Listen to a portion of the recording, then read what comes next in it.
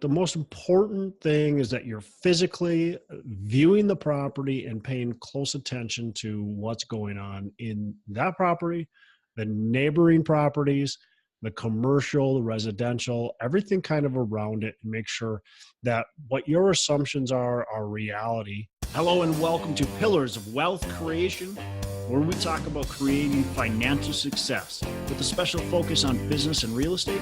I'm your host, Todd Dexheimer. Now, let's get to it. Hey, real quick before we get started, first of all, I wanted to thank everybody for joining us on the show and for listening. To all my loyal listeners, I really appreciate you, continuing to listen and support the show. If you can go on to iTunes, Stitcher, SoundCloud, wherever you listen and subscribe to the show, that would be fantastic. Spread the word too. I'd love to, have this reach more and more people. So if you could share it on social media or and just talk about it to other people, that would be fantastic. And the last thing is if you can go onto iTunes and give us a rating review, hopefully 5 stars. That would be great as well. It just helps us spread the word more, and it helps us continue to get really good guests on the show. We've had some fantastic guests, and I just want to be able to continue to bring fantastic value to you. Go onto our Facebook page too, Pillars of Wealth Facebook page, and I'd like to hear from you as a listener of what you're doing in business, what you've got going on, what you are maybe struggling with or being successful with, and then what we can do on the show to help push you to that next level. Maybe questions we can ask our guests, maybe guests that we can get on the show to talk about certain topics, certain things that are really you're needing some extra support with. So provide for us some feedback on Facebook, and you can also share this out on social media. That would be fantastic as well. I appreciate it. I appreciate you being a either new listener or a loyal listener. I definitely appreciate it, and we will get started with the show. Welcome back to another edition of Hump Day Hustle, the show where we focus on business and real estate as our core pillars of wealth creation. My name is John Stiles with Bridge Realty, and I'm excited for another great episode. Today, we're going to be talking about due diligence and really digging into different types of things that you need to look at when you're looking at a real estate transaction. So with that, here's our host, Todd Dexheimer. Todd, how you doing today? I'm doing fantastic, John. How are you? I'm doing great. Recently, I went on a little men's retreat with my church. We got to do a lot of outdoor activities, even though it was like way below freezing, but do some ice climbing and snow tubing and all sorts of fun stuff. So yeah, doing great. That sounds good. That sounds like a lot of fun. Well, I've been busy doing what we're going to be talking about today. It was just due diligence. I've got a property under contract, very excited about, especially after the due diligence. Even more optimistic about the opportunity that we have at hand. So excited and wanted to just talk a little bit about some lessons learned and not even necessarily even lessons learned, but just some strategies that we utilize while we're doing due diligence and some important things that everybody needs to make sure they're paying attention to during due diligence time period. Yeah, it's really important so that, you don't get left holding the bag. And because once you become that property owner, whatever problems exist there, they're your problems. Mm-hmm. So you want to make sure you know what you're getting into. Well, and I've had different experiences, and learn on every property, and I'll continue to learn, hopefully, in hopefully smaller ways sometimes. But, I've got a property I purchased and closed on, and there's just been a lot of extra things. And I think, part of it's potentially due diligence could have been a little bit better. Part of it's also just bad luck. Like we had a pipe that burst in the middle of the street, just on our side of the city, takeoff. So it's our responsibility, flooded 4 units. really hard to say we could have found that in due diligence. It was a water pipe, and you could have done a sewer scope, but you're not going to catch that. And so, but there's other things that we could have caught, like potentially doing a sewer scope. We could have caught some other issues that were problems that we've had with our plumbing and different things. So, there's sometimes where we can catch things, sometimes we can't. But either way, we can make sure we're being diligent about the process, setting up hopefully the right budgets in place to try to avoid some of the pain points that come with owning real estate. Because there are pain points in owning any type of asset, real estate included, and we want to make sure we're protected from those pain points, and we're setting up our business the right way. Right. And I know this is all on your mind just because you've been recently looking at some properties. How did that trip go for you? Yeah, I mean, trip went well. It was a multi, purpose trip. Not only was it due diligence on the property I'm purchasing, but it was also making sure things are lining up with the current properties I'm owning.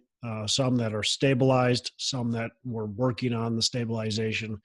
So just continue to make sure things are going the right way on those properties, and then as well as doing diligence on this current new opportunity. It's, I think, easy for some people to be excited about the new and kind of forget about the old. And it's really important when you're in business that you don't forget about the old. You don't make the new more important than the old. Now, you are going to have to spend some more time with the new, especially right away. But the properties that are currently going on, it's extremely important that we continue to focus on those so we can achieve what we set out to achieve and actually hit our business plan numbers and projections. Yep. So let's start from kind of the beginning of, okay, you've got this property under contract, you're getting geared up to visit it, do some due diligence.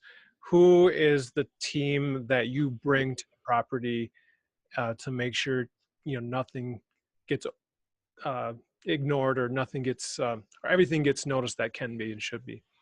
Yeah, well, first of all, before we even bring the team to the property, we want everybody that's a part of the team, or I shouldn't say everybody, because some people don't need to see some of the different numbers, but the most important people, which would be our property manager, we want to make sure they are in line with our, not only our physical budget of construction renovation, but of our rent projections, of our expense projections, all that kind of stuff. So we want to make sure we're aligned in our business plan with our property manager.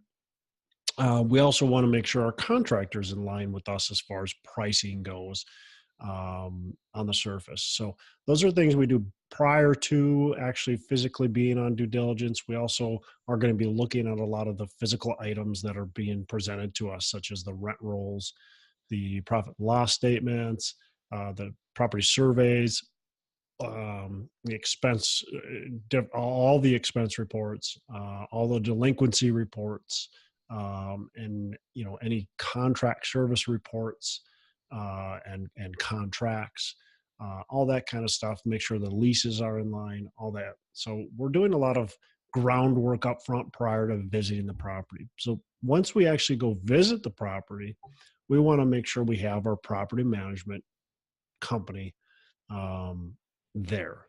And so we in this case, the owner actually showed up. The property management, the owner of the company actually showed up and walked the units with us. You want to make sure you have contractors on site, or project manager that's going to be in charge of the contractors on site.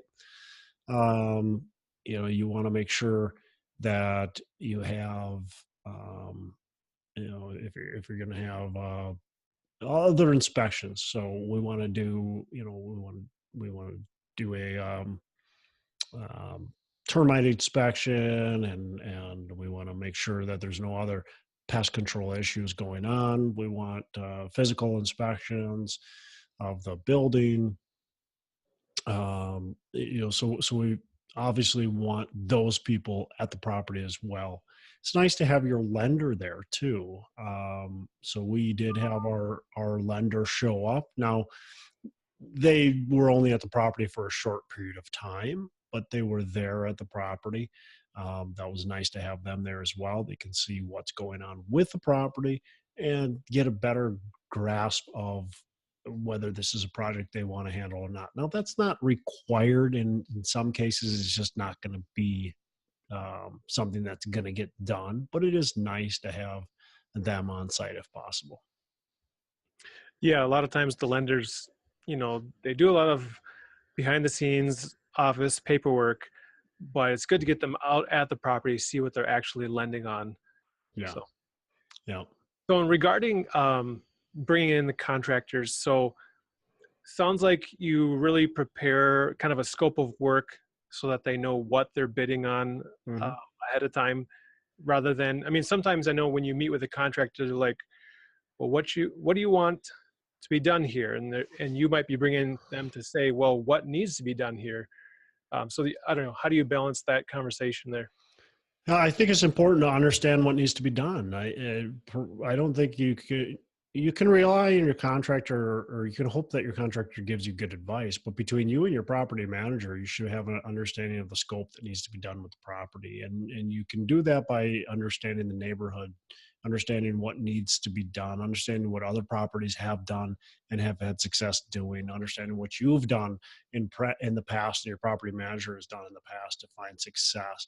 With that, we can typically figure out a fairly accurate budget with the square footage of the unit, and knowing kind of the age of the units and understanding what our scope is. So if we know that we're replacing countertops, painting cabinets, putting in black appliances versus the white, doing new luxury vinyl planking and maybe changing out the vanity, and then maybe we're changing out all the light fixtures and all the other fixtures. We can get a pretty good understanding from the contractor, from the property manager, how much that's going to cost per unit to do. Now, is it going to be perfect? No, but that's their preliminary due diligence. And actually usually it's preliminary to even before we get the property under contract. We go, okay, we're going to put $4,000 or $8,000 or whatever it is into the units, and we know about what we're going to do.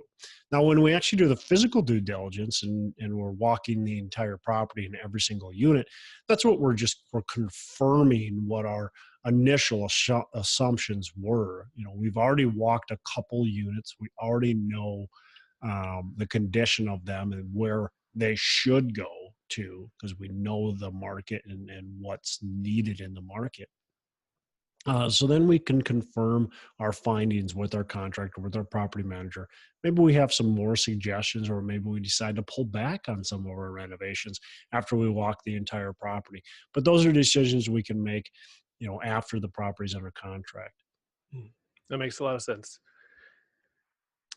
One thing that we don't deal with much in Minnesota due to our climate is termites, but I understand it, in the southern properties you do. Can you shed any light? What is that like to deal with? Or well, the termites are going to destroy anything with wood, right?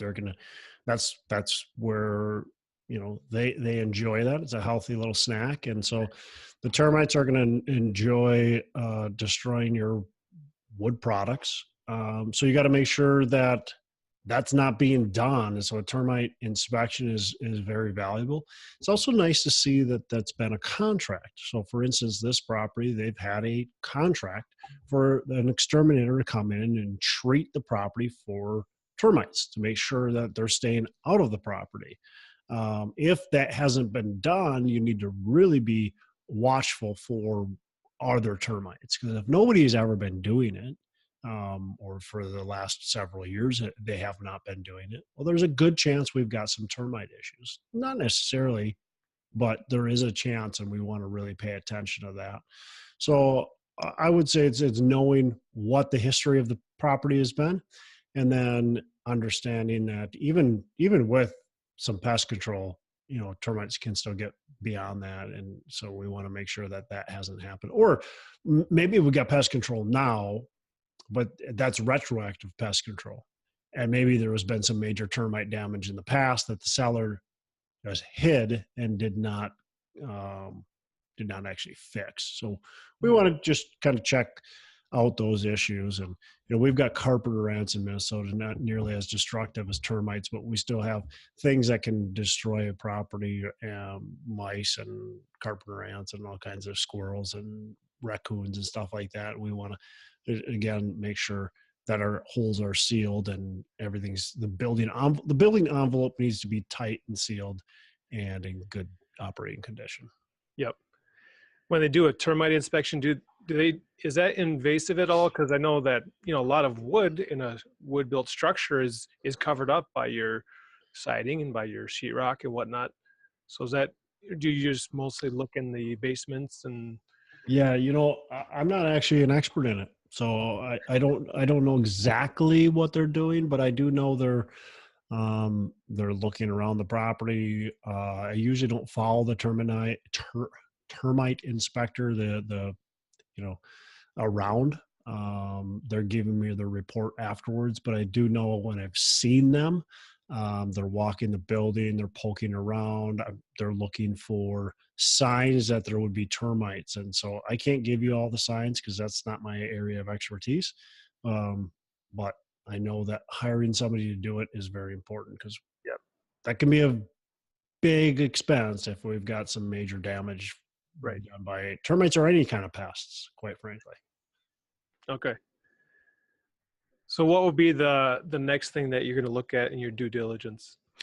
Well, so there's so many things, right? But I think some of the important things for like a physical due diligence is oftentimes we don't get the leases that are electronic. So we need to audit our leases and we need to compare our leases towards the rent roll. So in this case, we had one of the partners stayed back and actually stayed in the rental office and compared the leases to the actual rent roll, and was just looking for things in the leases, scanning the leases to make sure that everything was legit in the leases as well. Property manager oftentimes will do that as well. They looked at some of the leases, did a lease audit. Now, they didn't look at every single lease, but they looked at several of the leases. Now, you also have the physical due diligence where you're actually walking the property. So I spend a lot of time on the exterior of the property, making sure things are right with the exterior, making sure we don't have any grading issues. In this case, on this property, we do have some grading issues, so we do want to fix those. We're budgeted for them. We also have a lot of plant growth issues. So we've got trees, pine trees in particular, that are right next to the property. We want to ensure that there's no foundation issues with that. But beyond that, we have to budget to take those trees away and remove them from the property because they're not only causing potential foundation issues, they cause siding issues, they cause fascia soffit gutter issues, and they cause roof issues. And they cause also pest issues where you have squirrels that climb them and like to get in and eat eat through your soffit and then make that their home. So just all kinds of issues with trees and plants too close to the building. We want to make sure that there's no signs of exterior, moisture getting into the building or, mold or anything like that. So we're looking closely at the siding, we're looking closely at the windows, all that kind of stuff. Now, it depends on how skilled you are in that stuff. I have a very good understanding of building systems. So I feel very comfortable walking myself along with an inspector. But depending on how comfortable you are with that, you might want to hire an inspector to walk or a contractor to walk the entire property and do that thoroughly if you're not as comfortable with it. Yeah, so it depends on how comfortable you're. And then the same thing with the interior. We're walking all the units. We're making sure the plumbing system's working. We're making sure the heating system, the air conditioning system's working, electrical system's working. We're checking the breakers, we're checking, all that kind of stuff, and making sure everything's in line with the property and we don't have any weird issues, moisture issues, interior mold issues, all that kind of stuff. And then overall just condition of the property. We also want to match the rent roll up with the units we're walking. Does it say it's vacant and it's actually vacant, or does it say it's occupied, more importantly, and is it actually occupied? If we're walking into units and they're saying they're occupied but there's nobody living there, we have some problems. Yep. And going back to what you said about having a professional inspector, I think even for those who are very seasoned investors, we can sometimes get lazy and just think we know it all and just kind of overlook things because we're not really paying attention to the details. Where the professional inspector, that's his job, is pay attention to the details. Yep. Look, I mean, you've got a lot going on, right? When you're doing this due diligence, you're looking at a lot of different things. You're talking to a lot of different people. It's easy to miss things, and it's nice to have extra eyes. That's why it's nice to have your contractor or project manager on site, your property manager on site, as how many partners that you have. If you have one or two partners, or if it's just you, but having your partners on site, if you have partners, just having as many people on site as possible, looking at things, asking questions, taking note of what's going on. It's also nice to talk with the on-site staff, make sure you're asking them good questions about the building, the performance of the building, what's happening, when it's happening, all that kind of stuff. Yep.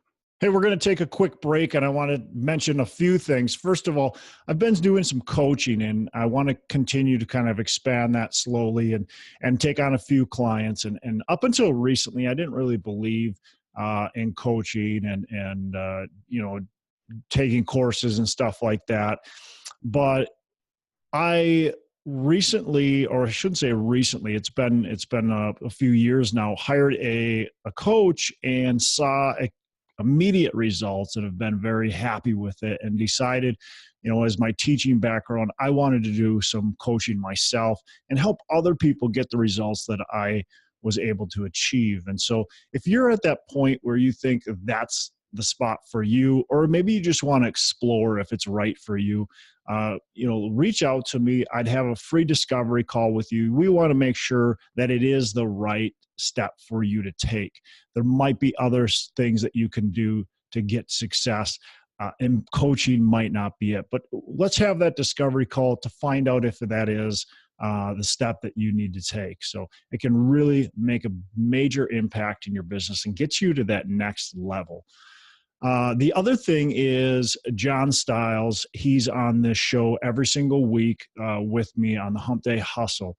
And John Stiles is a real estate agent in Minnesota, and he will help you find a good investment property. John is very knowledgeable and can help you find an investment property. It can also help you sell your investment property. So reach out to John Stiles with Bridge Realty and connect with him. He'll also, consult with you and make sure you guys are the right fit. So give him a call if you're in Minnesota. Reach out to him. He'd love to help as well. Back to the show. In this particular situation, was everybody pretty well aware of the building being up for sale as far as the tenants and the current management company? Yeah, current management company knows the building's for sale. I'm not sure if what the tenant relationship is there, if they know it's for sale or not. I didn't really ask. Nobody was weird about us going into their apartment. They're all just fine about that. So I'm not sure if they notified them that they're selling, or if we were just doing an inspection, or what. A lot of times they'll say it's an insurance inspection, or it's just an inspection, city inspection, or it's just a, whatever, ownership inspection. A lot of the tenants don't know who the ownership group is. So it's, if you say this is an ownership inspection, or if you say it's an insurance inspection, they won't know any difference, and they don't really care, quite frankly, either. So I'm not sure how they notified the tenants, what they said to them, but we didn't have any problems. Yeah. Okay. I know sometimes you have to step on eggshells, or if the once you get to a property and they're like, all right, now don't say anything. Right, right. Well, and oftentimes that's in the more of the, especially in the marketing phase where, there's a ton of people walking. You don't want to freak the tenants out. Yeah, and even in the due diligence phase, sometimes we want to be careful because we don't want tenants to leave just because they think the property's for sale and that they're going to get kicked out or the rents are going to raise, or tenants get freaked out for various different reasons. So a lot of landlords like to keep it kind of quiet. Yep. Which is a reason why there's people will ask, well, why is there any such thing as an off-market deal? Well, there's probably maybe your number one reason why there's off-market deals is because a lot of landlords don't want to freak their tenants out, and so they'll list it off-market so that way they don't have it publicized, and that way they don't have like a million people walking through the property. They can control it a lot better. So when people say, well, why is there such thing as a off-market property? Well, that's a big reason why. Yep. Very good. So anything else that you did while you're at the property? Well, so yeah, I mean, while I'm at the property, I'm of course taking a lot of pictures. I want my investors to be able to see, the property as much as they can. Take some videos of the property, try to do some walking, explain what we're doing to the property, making notes so I can put it in the business plan and presentation. Just confirming what we already assumed, making sure we're doing that. In this case, we've got an office that had burnt down and we're going to rebuild it. That was the plan from the beginning. We were looking at different locations and whether we can relocate the office to a different spot that would be more convenient and more present on the property. It's a very linear property, meaning it's not very wide on the road. It goes back a ways off the road. And so we want to try to make sure the office is in the right location. So we're looking at, where can we do that and what we can do to enhance the property overall. Are there anything, is there anything that we're missing? Do we need to add some more amenities, that type of thing? Beyond the property itself, we'll also want to see what the neighborhood is like. So we want to confirm that. So for me, it was important to drive around, look at the commercial properties, the retail and the shopping, the restaurants, to make sure that things are happening there in a positive way. I also want to look at the single family homes, make sure they're being well kept and all that kind of stuff. And then look at my competition. One of the things that I was very pleasantly surprised, or not surprised, but it was very good, is that my due diligence was not actually going to any of these other properties. It was all, on the computer, on CoStar reports. And I'm viewing these properties and seeing what their average rents are. But when I actually went and secret shopped some properties, so secret shopping would be you go to the property and pretend like you're a tenant interested in renting there. And I did that to my main competitor, which is a property that's directly behind me. It actually touches our property.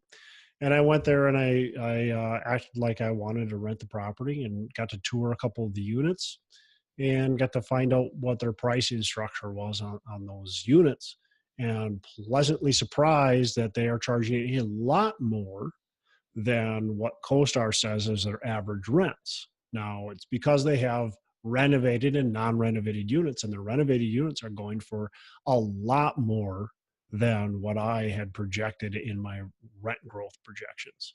So that's a great thing. Now, I haven't adjusted my spreadsheets in any way, and I won't. But the good thing is I see a lot of potential to be able to raise my rents an additional almost $50 from what I projected them at. So that's a fantastic thing when you leave with a better feeling than when you came to the market. And I got to see the type of finishes that the neighboring property is doing in order to achieve those rents. And that's always a good thing as well. So anytime we can physically get into properties that are our competition, that's always a fantastic thing. We can see the types of amenities they have. We can see the type of finishes they have. And I was able to find out, what kind of vacancy they had, kind of. When I was asking, I was just asking how many units they have available and that kind of stuff, and prodding maybe a little deeper than most tenants would prod, but um, you know, I just pretended like I was a nosy person. We were able to also, our property manager, nice thing is our property manager manages several properties within a mile of that property, a few properties within just a couple blocks. And we were able to drive through some of those properties, get into some of those units, see what's going on, see what their rents are, find out what their occupancy is, all that kind of stuff. And so it's nice when your property management company has a big footprint in that area as well. In this case, they do, and they were able to provide us some very good data, which again made me very happy because the occupancy on all these buildings that are in good condition are much higher than what I am projecting. So that's always a good thing as well. Yeah. Well, you got a lot of information there. So how long did it take you to do all this? Were you there for about a month? Or? Yeah, right. There for a full month. No, between I personally was there for a day, was able to take care of this. It was a long, exhaustive day, but I was there for the entire day and was able to take care of it also. Typically, you can get done with your due diligence in 1 to 2 days, your physical due diligence. The rest is going to be, I'm still going through the due diligence right now on the computer, looking through all the files, all that kind of stuff. So, Yeah. Very good. It's a lot of work, but it's important so that you, like I said earlier, you know what you're getting into. yeah, I mean, it's easy to miss things, and one of the things I learned is you're going to miss things, right? You're always going to miss things, and there's going to be things that are just impossible to see, impossible to find, like a water line that's going to be bursting in the street that you're just never going to know about. And so one of the important things that I've learned in this process is that you need to have healthy reserve accounts as you're doing these properties. And if you're going to buy these properties, I would suggest putting, close to 9 months worth of principal and interest payments to the side to have as a reserve account, because we just don't know what we don't know, and things are going to happen. And if we're not prepared for it, well, we either are stuck, have to dig in our own pocket, or have to do a capital call to our investors right away. And none of those are good scenarios. Right. Doesn't build a lot of confidence if that happens right away to your investors. Yeah, and I think most investors understand things happen, right? And they'll be understanding. But if you're doing a capital call immediately, this is not a good sign, Yep. right? Well, very good. Any other things on due diligence that you took away from your trip? No, I think just to kind of recap it, the most important thing is that you're physically viewing the property and paying close attention to what's going on in that property, the neighboring properties, the commercial, the residential, everything kind of around it, and make sure that what your assumptions are reality. And then make sure you get as many people involved in that due diligence walk as possible, and be asking a lot of questions, and make sure, due diligence is the discovery phase. We're never trying to find problems to be able to walk away from the property, but we are trying to find problems that we can, make sure that we understand prior to actually closing on the property. Because if we can solve some of those problems, we can be aware of some of those problems, it's just going to help avoid headaches in the end. Now that I know what's going on the property, I actually raised my budget by $1,000 a unit.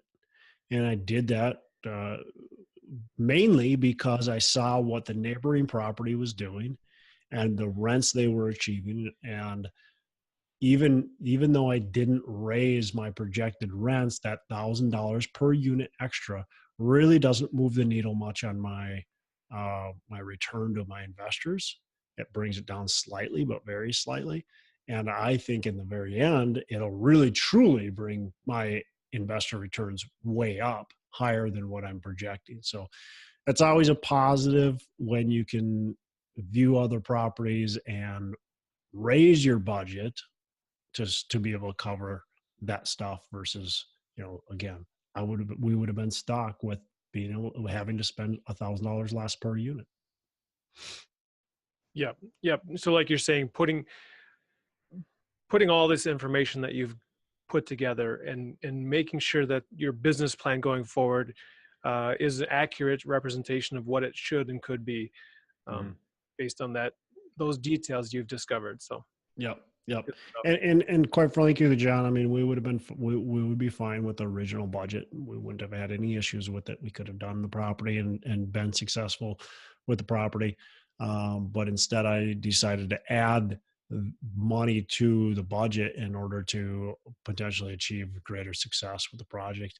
And I wouldn't have been able to do that had I not done the due diligence that I did, or that we did as a team. Cool. Very good. Well, if there's not anything else, to our listeners and our viewers, we appreciate you tuning into this. We'd like to get your feedback on the due diligence process for buying apartments, and what processes and steps have you experienced that worked really well? What things did you not do that you learned your lesson on? Or what questions do you have for Todd and us to go deeper into? We'd love to get your feedback on that. Either it's great if we can connect there on the Facebook page, Pillars of Wealth Creation. Otherwise, you can go ahead and comment on the YouTube video. And of course, give us a rating and review on iTunes. Yeah, John, I would love to hear people's maybe horror stories that they did, maybe a discovery they made during due diligence, or something they totally glossed over during due diligence that came back and bit them in the rear. That would be great to hear some of those stories. I think it's important to learn from our mistakes and learn from other people's mistakes. So if anybody's got those stories and they want to share them on our Facebook page. That'd be a blast to hear them. We can maybe read a couple. We'll leave out your name, don't worry. But we'll read a couple maybe the next time if we get any of those. Sounds great. Cool. Well, John, that's it. You have a fantastic rest of the day. Make every day Saturday, man. You too. Hey, thanks for listening to the show. Couple things before we go. Again, go on to our Facebook page, Pillars of Wealth. We'd love to have you on there. Go on to iTunes, give us a rating and review, and subscribe to the show. Also, don't forget, reach out to me if you want any help with potentially growing your business, and reach out to John Stiles to help you buy or sell real estate. Thanks for listening. We appreciate it. Have a fantastic rest of the day. And as I say, make every day a Saturday.